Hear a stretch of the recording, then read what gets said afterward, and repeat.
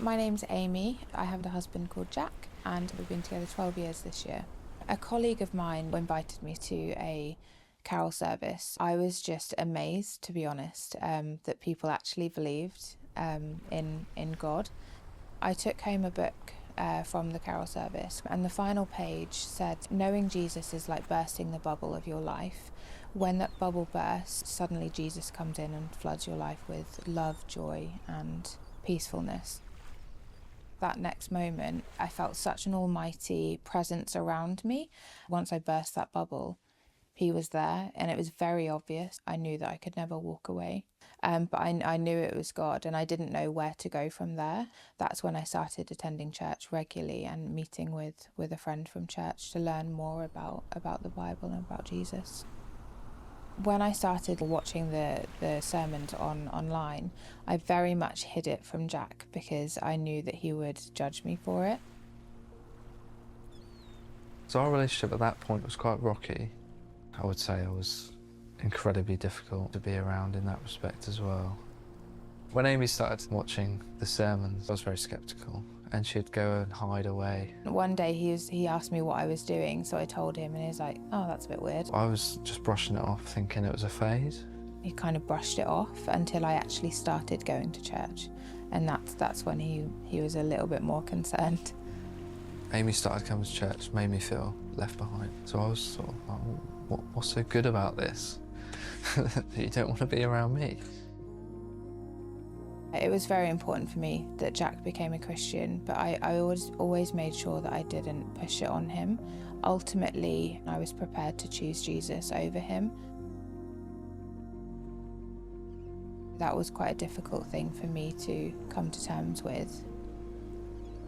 One evening, Amy wanted to watch an event that Rico Tice was doing a talk at. So I watched it while we were in dinner, and an analogy that Rico Tice had said compelled me to think, well, maybe I should go to church and see what it is like. I'm walking through the door and I was very nervous. I was like, what is this?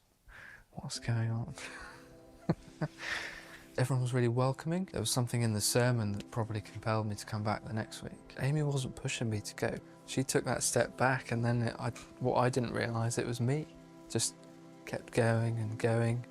He would be asking me questions after questions after questions, but I didn't know the answer because I was such a new Christian myself. That's when I would refer him to somebody else within the church that he knew, and they would answer the questions for him. As I kept going and going, then they opened up courses to learn more. So I went and done Hope Explored, and then I went and done Christianity Explored, which made me understand more about the Bible itself. And it gave me some answers, which then led to more questions, which then leads to more answers, and it just exponentially sort of grows in your knowledge and in faith as well. And you start talking to people and making friendships as well in that environment, which makes you see how Christians live. As a Christian, you experience life in a different way. So I decided to give my life to Jesus when I was driving back home, and I was like, I think it's real. I sort of had this overwhelming feeling, and that was sort of almost like a buzz in the background. I didn't really know what it was at the time. Looking back, I was like, that was the Holy Spirit. When he finally did become a Christian, our whole lives changed. It was like we were finally living in harmony. We both changed, we both lived for Christ and each other. It's an incredible testimony to God. What changed was having like feelings of anger. I was able to put it to one side and know that God, in his sovereignty, was just in control. Having people along the way is extremely important to be able to pick you up when you're not quite sure if you want to carry on. That was one of the reasons actually why Jack and I became Christians, because we'd never met such kind people. Having people help me find faith on the way was very important. I do try and help people along the way because it meant such a great deal to me that people gave up a lot of their time to help myself and Amy as well.